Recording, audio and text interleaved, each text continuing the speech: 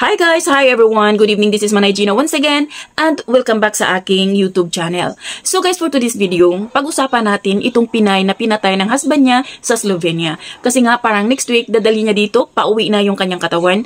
Kasi nga taga Negros Oriental pala yung babae. So ngayon guys, nakakasad at nakakalungkot na yung alam mo yung siguro nangarap siya na magbuo ng pamilya doon. Nakakalungkot na pumunta lang siya doon at doon na siya namatay, 'di ba? At nakakalungkot pa kasi yung asawa niya ang pumatay sa kanya.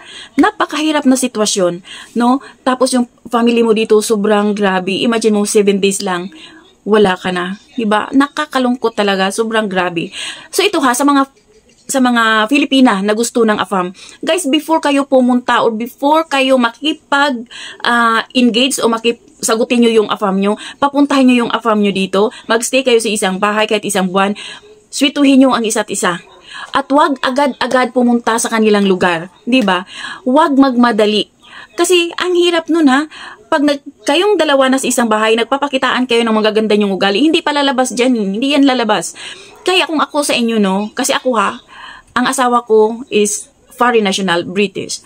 Pero kasi ako, talagang nilatag ko sa kanya ang lahat. So sa mga Filipina, no, wag magmadali. Yun kasi sa kanya is grabe ha, April naging sila, then July nagpakasal, 'di ba? Ang bilis, ang bilis. Huwag agad-agad. Huwag kang atat na pumunta sa kanilang lugar, huwag kang atat na magkaroon ng asawang AFAM. Kailangan yung sweetuhin ang isa't isa muna kasi hindi mo alam kung anong klaseng tao siya, 'di ba? Kaya sa mga Pilipina dapat bago kayo makipag-engage, dapat sweetuhin niyo talaga. Hingian kung pupunta man dito, gusto mo magpakasal, pwede naman, pero sabihin, dito muna kayo, tira muna kayo dito para magkaswituhan kayo ng mga ugali ninyo. Kasi hindi mo kilala yung tao. Then, before siya pupunta dito, hingian mo siya ng mga medical records niya, psychological test. Tapos, hingian nyo siya ng mga medical records niya, vaccine, lahat, ganyan. Kasi malay mo kung may tulo siya, malay mo kung mayroon siya, diba? Guys ha, ganyan ako. Pero di ko alam sa iba kung anong hinihingi nila. Pero ako kasi, before ko pinapunta dito, kasi nga, 1 year kaming nag-usap, nag-decide kaming mag-asawa, sabi ko, okay, pero dito tayo sa Pinas titira, dalhin mo lahat ng hiningi ko. Kaya, kompleto yung asawa ko, dumating ng Pinas, lahat ng vaccine, lahat ng medical records, lahat ng psychological test, lahat, kompleto. Kasi ayaw ko na baka mamaya, baliw tong na mapapangasawa ko. 'Di ba? Mahirap yung ganun. Kung baga kailangan mo maging smart, kailangan mo maging wise, kailangan mo yung buhay natin isa lang. 'Di ba? Paano kung makatagpo ka ng AFAM na mamamatay tao? 'Di ba? Di natin alam kasi di natin kilala sila. So kailangan talaga tayong mga Pinay, kailangan natin protektahan ang ating mga sarili.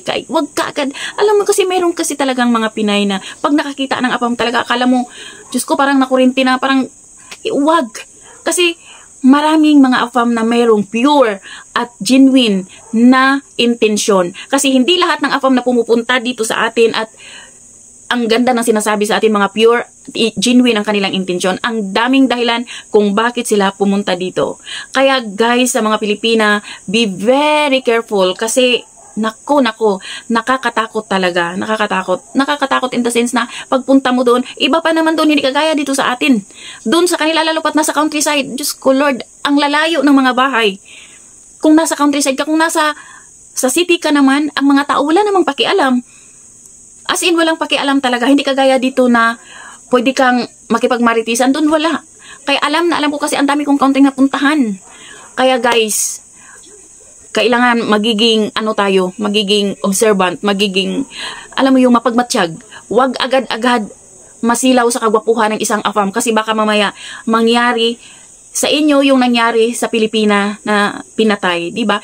At hindi lang yan ha, ang dami-daming kaso, ang dami-dami kapag hinalungkat nyo lang. Kasi ako dati nung gusto na ng asawa ko na mag-asawa kami, magpakasal kami, nagsisearch talaga ako. Hindi ako mapakali, nagsisearch ako kasi baka mamaya ayoko pang mamatay, gusto ko pang mabuhay. O diba guys? So yun lang, sa mga Pinay, mag-ingat at wag agad-agad pupunta sa lugar ng mga AFAM nyo na hindi nyo naman siya masyadong kilala.